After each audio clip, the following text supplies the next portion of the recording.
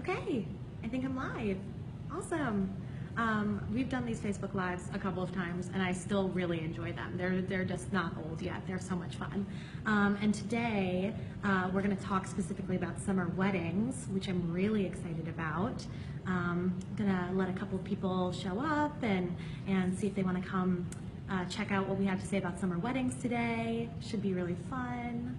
I'm going to a wedding this weekend in Colorado, and the weather should be beautiful there, and so it'll be summer weddings there, and so I've already got my dress picked out.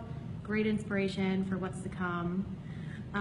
Okay, so I think we'll just kind of dive right in and start talking about summer wedding stuff. So on Thursday, we reached out to you guys on Facebook and we asked about what styling tips you'd like to see for summer weddings.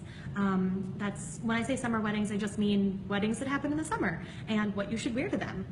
And you guys had some really great questions, so I'm just going to answer a couple of them here. I'm going to start with Anne. So Anne had said, I'm going to a summer formal wedding. The funny thing is that the bride is one of my flower girls from 20 years ago, which is really cute. How can I show off and not spoil her day? So I think there are a couple of great pieces in here. The first one is, she said semi-formal wedding, and I want to break down the difference between black tie and semi-formal and cocktail for you, because not everybody knows the difference between those. And to be honest, there's a lot of gray area between them. But just some kind of basic tips. For black tie, this is pretty much the most formal you're going to get besides white tie, and so you're going to want to wear something more formal, something floor length, more like an evening gown. You can go shorter if you don't like wearing full length, but I would go really, keep it really formal in your accessories. So semi-formal, which is what she's talking about, it's not as strict as black tie, but it's still, think like fine cocktail dresses. There's also cocktail wear. So you might think cocktail wear is only appropriate for cocktail attire, but you can dress it up for semi-formal. Like I said, with those accessories, getting those embellishments, and kind of jazzing it up a little bit that way. So just to clarify that to start with. And then the second part of Anne's great question is talking about not wanting to, show off too much or distract from the bride. And let me just say that to start with, you're not going to distract from the bride because she's the bride.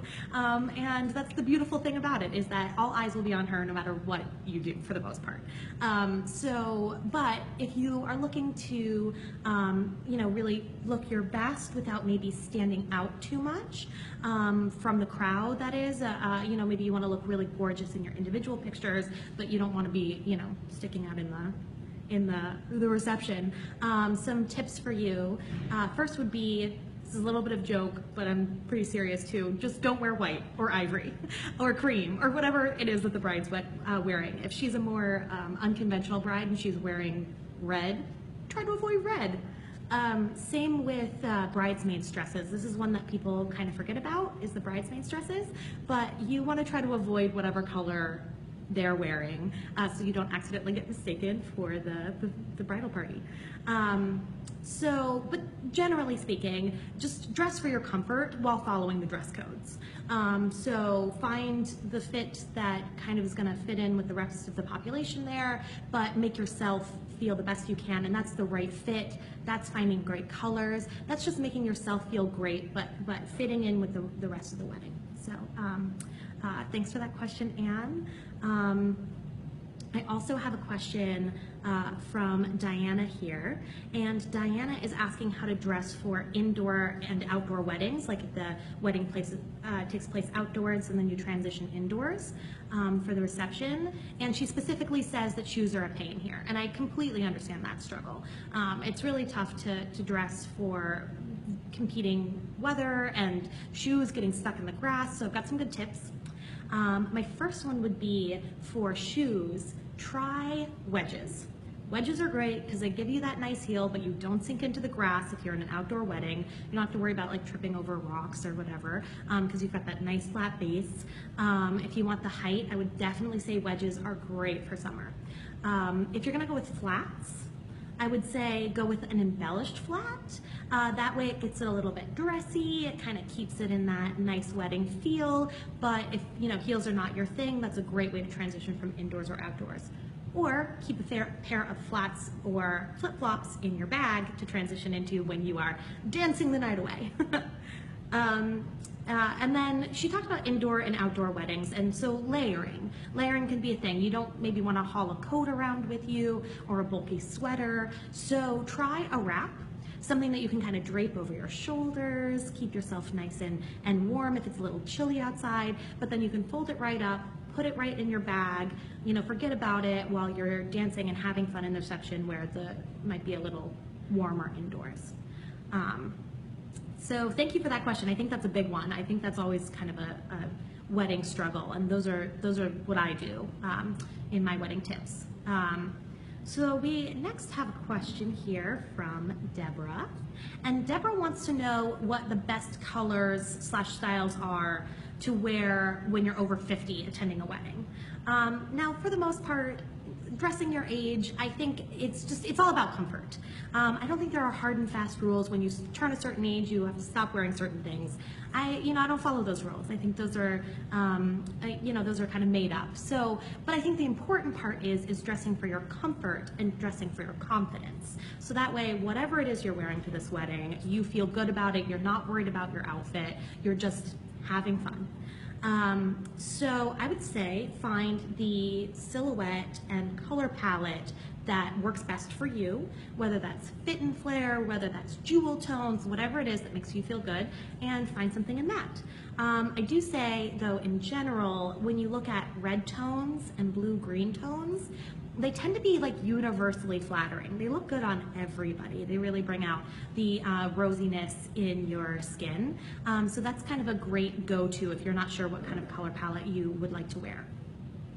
Now, if you're somebody who you're not comfortable wearing bright colors or patterns, but you still want to kind of go with that summer vibe, I don't think you need to default to black. I think a lot of people default to dark colors. Try like a softer neutral, maybe a navy or a blush or charcoals, something that's a little less harsh, but then bring them into summer with your accessories. So maybe you have a coral scarf or a yellow shoe or something that puts that little pop of color into your look if you're not somebody who wears a lot of colors all over typically. So I think that's a great question. Thank you so much for asking it, but just remember, confidence. That's it. Whatever you feel confident in is going to make you look great. And so I've got one more question here. I think it's a great one to end on. It comes from Sherry. And Sherry wants to know about the latest trends for weddings this summer. And I've got 3 really good ones for you I think you'll really like.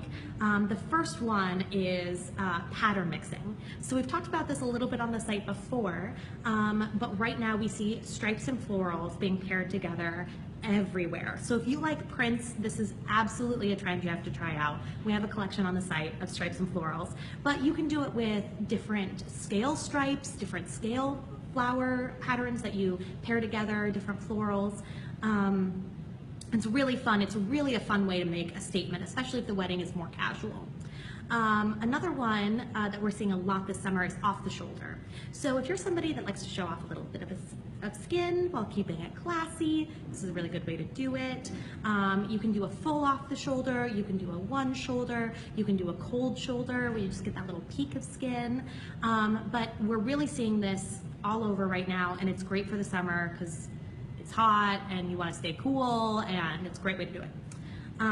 So the last trend I'll talk about is a color trend. We're seeing pastels continue into the summer, but with pops of those bright summery colors. So you might wear a blush dress with a pop of coral, or a baby blue pastel dress with a pop of teal. And when I say pop, I mean you can do that in anything. You can do that in accessories, in belts, in shoes, in bags, in your makeup, in your hair accessories. If you want to do a little headband, wherever you want to put your pop of color, you can absolutely do that. So yeah, those are the big questions that we got coming through for these summer weddings. We absolutely want to see, if you're wearing Gwynnie B to a wedding this summer, we want to see it. Make sure you post it online, #ShareMeGB, We love to see your looks. We look at them all the time. We love our member photos.